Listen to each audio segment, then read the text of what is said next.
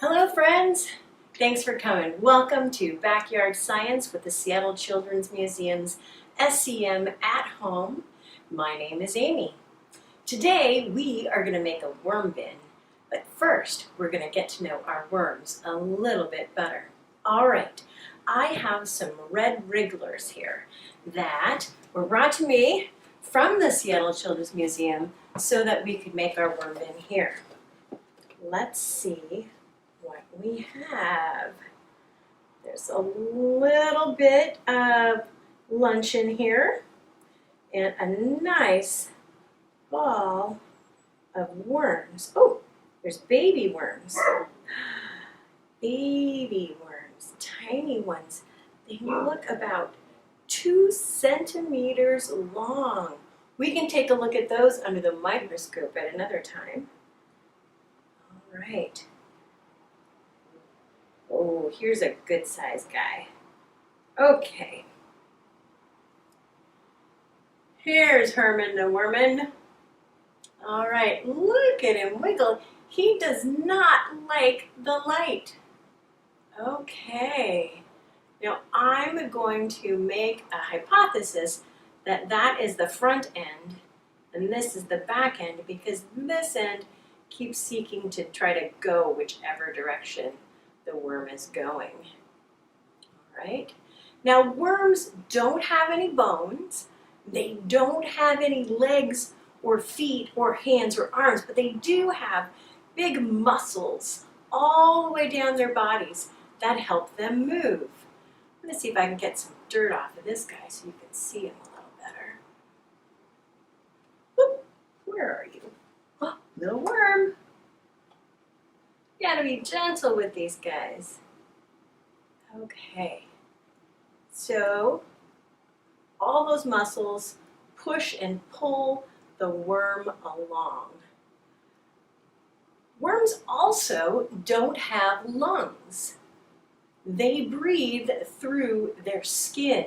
Dissolved oxygen goes through this nice moist skin and into the body straight away.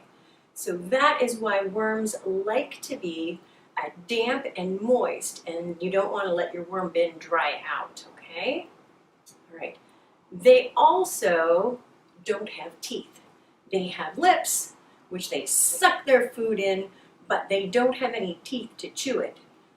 So when we make our worm bin, we're going to put a little bit of soil in there, which will actually help add grit that will help the worm digest the food. So first it goes from the lips down through the process through, oh, look at that guy. He's really looking to get back in. So I'm going to put him back in. All right. Worms are one big long tube. They have an esophagus. They have a crop where the food holds after it comes through the mouth. And then it gets kind of ground up, it gets held in the crop before it goes to the gizzard, where it breaks down even further with enzymes, and then it goes on through to the intestines and then back out through the anus as the wonderful stuff that we love and we know as worm castings. So I have some really awesome worm castings right here. That, my friends, is worm poop, and it is great for my plants. So if you would like to make a worm bin, you're going to need some particular worms called red wrigglers. Okay? Red wrigglers are Acidia. Ooh, let's try that part again. I need to be able to say it correctly. Acidia fotida. Okay. I'll try that again. So if you want to make a worm bin, you're going to need some particular types of worms. Acidia fotida are red wrigglers. All right, you can find those either from a friend in the neighborhood who happens to be an avid gardener, or you could go to your local nursery and they will sell you a pound, half a pound, maybe even a quarter of a pound of worms for not very much, and you can take them home and make your own worm bin. Okay, One more really cool thing that I wanted to tell you about my worm friends, because we saw the one little baby, and we'll take another look for little tiny guys with a microscope at another time. But worms are not male or female. They actually are intersex or hermaphroditic in this case. That means that they have both the sperm and the eggs to make worms. So they have this little band when they are developing eggs and they're being fertilized, a little band around the worm. And in fact, our friend had one. I'm not sure if you saw that. Oh, but the little tiny guys don't yet because he's so small. All right. So let me see if I can find another one. They went back deep into the dark. Ooh, quick little guys.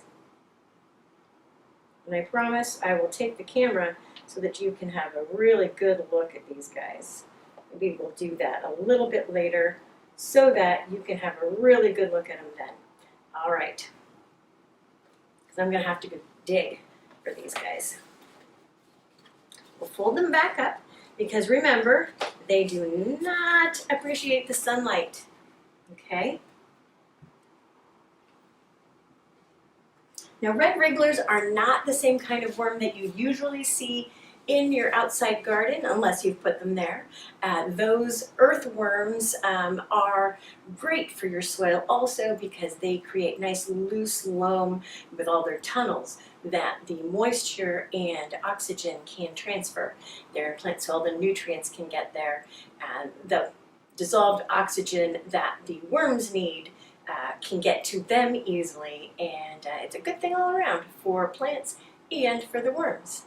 All right, so a couple things you're going to need today. You're going to need a bin that you're wanting to turn into a worm bin. I've got this one right here, pretty big. All right. All right, so the first thing that I'm going to do is actually create some air holes for this worm bin. I chose a nice sturdy bin, and by the way, I chose one on purpose that was dark and not clear. Now because this is a dark color, this one is black, it is going to absorb the warmth of the sun. So I've already planned that I am putting this worm bin in a shady spot. So I will not be putting in holes at the top of this container because I don't want just when it rains a huge amount of precipitation, I don't want the worms to get flooded with water, okay? I'm going to maintain that.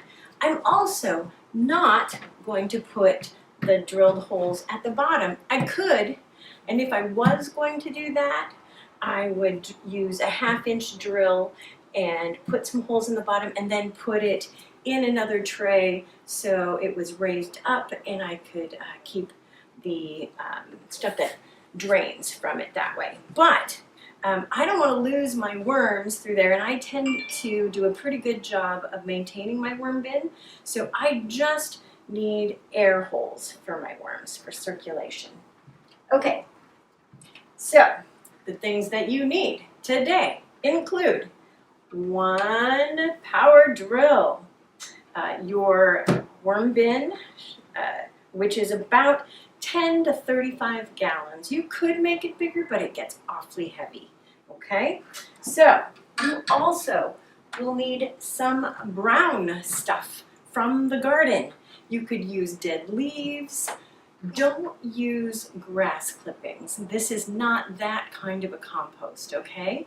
When you have a lot of green things, your compost actually heats up and gets hot. That is a wonderful way to compost, and it's called a hot pile, but it is not where I want to put my worms in because they like things above freezing to no warmer than 85 degrees. 80, pretty good, okay? So I have coconut chips here, or core. You can use that as well. So either from planting your outdoor baskets or you use this sometimes on orchids. You can just use the trees and their leaves if you want, but don't use the needles, okay? All right, you're also going to need your kitchen scraps, and you're going to need a little bit of newspaper. All right, let's get started. Now, I have these wonderful glasses, which are also great safety goggles. I would like you to get a pair of safety goggles.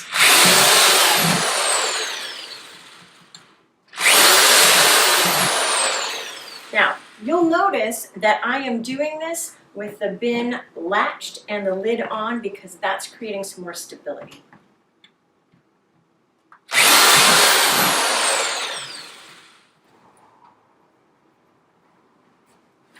All right, so we want more brown stuff in here than we want green stuff to begin with, as I said, so that we don't create a hot pile, which is going to kind of cook our worms.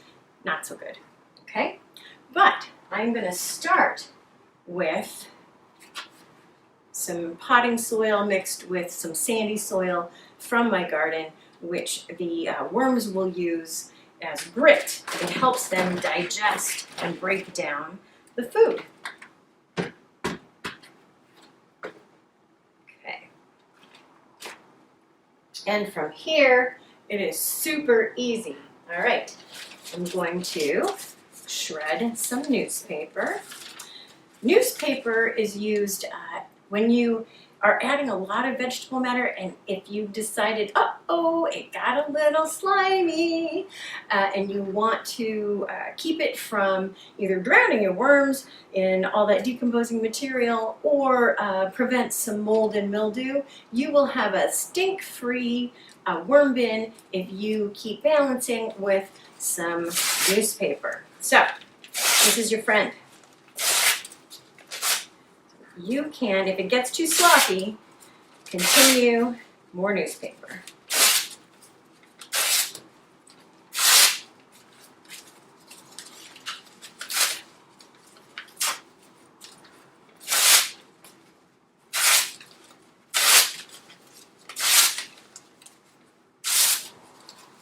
All right, there's something kind of zen about that.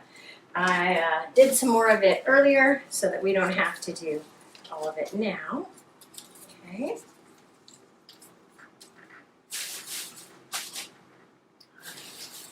Let's see what's next. Aha! So, here are the kitchen scraps. All right. Let's see what Amy's been eating this week. Well, you can put in your paper towels, not a problem. Helps soak things up. And if you've been to the museum, you may have seen us put whole apples into our worm bin to see how long it took the worms to decompose that apple. And I could do that, and I may do that at some point, just for an experiment. But I chopped this apple up because I want the worms to have a little bit of an easier time getting started. It's kind of slimy too. Ugh. Yeah. All right. There are things in here that are a little bit harder, and the worms will take a little bit longer to eat. These are, this is a little bit left of my kale, and the leaves, I am predicting, will be eaten a little bit sooner than this hard stem part. Let's see what happens there in the next couple weeks. Okay. Some paper from a muffin thing. Spinach. Lettuce ends. Tamale husks. Now, I will put these in here because they were not spicy tamales, but worms do not appreciate a lot of citrus, so your oranges and lemons and limes, or your onions or peppers. So they're not into spicy. Also, at the museum, we did an experiment and we found that they were not into birthday cake either. I don't have a birthday cake here to replicate that study, but you know, just saying. They, for some reason, were not into birthday cake. All right, so tamales it is. And more pieces of lettuce. Oh, what else do we have? Yeah. So as you can see, there's more brown stuff than green stuff. Some things in here that we don't want. We don't want a lime. Okay, so I think we'll call that one good for now. Okay. I'm going to layer that with a little bit more paper. I also, worms love this, and so does your soil. So I have chickens in my backyard, and I'm going to crush the chicken eggs. I save some of them to recycle for my chickens in their feed because they need the calcium to make good strong bones and to make good strong shells for their eggs. But I'm going to share some of them with the worm bin. All right. Makes for great nutrients that the soil needs. Just trace amounts of. So, there we go. And coffee grounds. I have plenty of those around here. Coffee grounds are going to go in here quite often, I think. Okay, so a little bit more paper. Hold off on some of it. I'm going to mix it together now. And that is just fine because I don't have a great deal of my vegetable matter. Excuse me. But in the future, I will probably bury it in a shallow area, and I'll concentrate on one side of the bin at a time, because one thing that we've noticed when we look at the clear glass that we have in our vermicomposter at the museum is that the worms tend to go towards where the food is, and they stay there. So I'll do one side, and then when they've really done a good job of working on that soil, I'll concentrate more on the other side so that I can harvest and use the worm castings from the other side and use that in my garden. Okay. Check this up a little bit.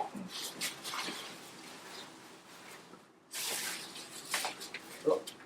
I could even put a little bit more soil on top if I wanted to.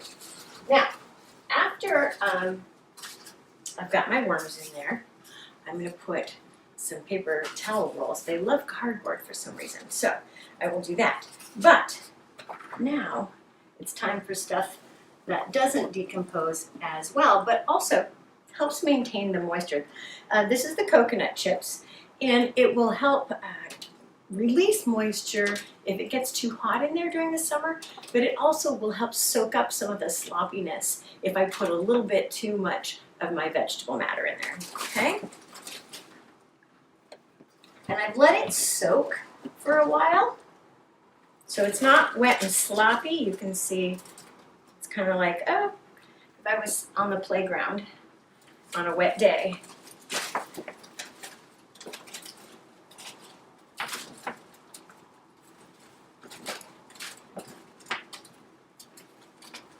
I've played in wood chips that were about that consistency.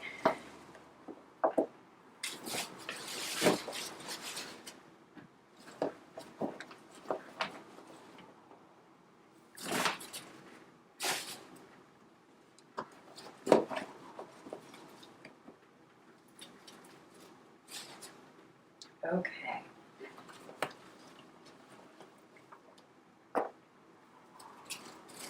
Cool.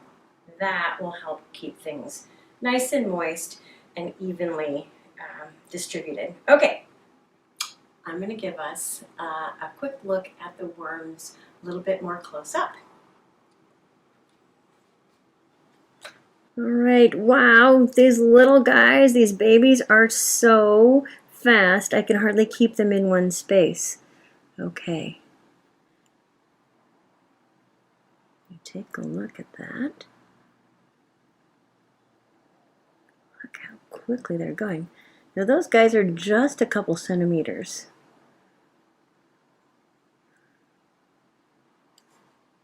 It takes about 6 weeks for worm eggs to mature and for the eggs to turn into baby worms.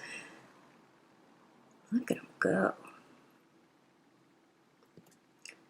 All right, I'm going to try to get these guys into our worm area so that I don't lose them. Here we go. Come here, little guys. Go back to the soil. Oh. There they are. Now, after the 6 weeks, look at them go. Like they really like to be in a dark space. After the eggs are fertilized, it takes 6 weeks for those baby worms to hatch out, and then they start eating all of this green stuff. Now, like I said, they do have lips, but they don't have teeth. That's why they need the grit from the soil to help digest things. After they suck up the food from the lips, it goes to the pharynx, where it gets coated in soft mucousy stuff that lubricates or softens the food so that it breaks down more easily. And then it passes through the esophagus, and it then travels from the esophagus. It gets stored in the crop, which is a little holding tank for their food, and then from there it moves on to the gizzard, which has a strong muscle that just stirs up that food slurry into a mushy, slushy paste, and then digestive enzymes break the food down more. The food moves in through the intestines, and it goes on out through the anus as anything that didn't get digested and used gets pooped out into the worm castings. All right, can you see any more guys in there? They certainly have gone down into the wet, moist soil. You'll notice here too that this, see how it makes a light clump but still has crumbles? That's about the consistency that you want. All right? All right, friends, now that we've made our worm bin, I'm going to put it in a shady spot underneath my maple tree. I'm going to feed it my vegetable scraps about once a week. I'm going to avoid putting in dairy, meat, the peppers, onions, or citrus, okay? So I want things in there that my worms like to eat that are also not going to attract rodents. So we'll check up on it periodically and see how it's doing. Thanks for joining us today.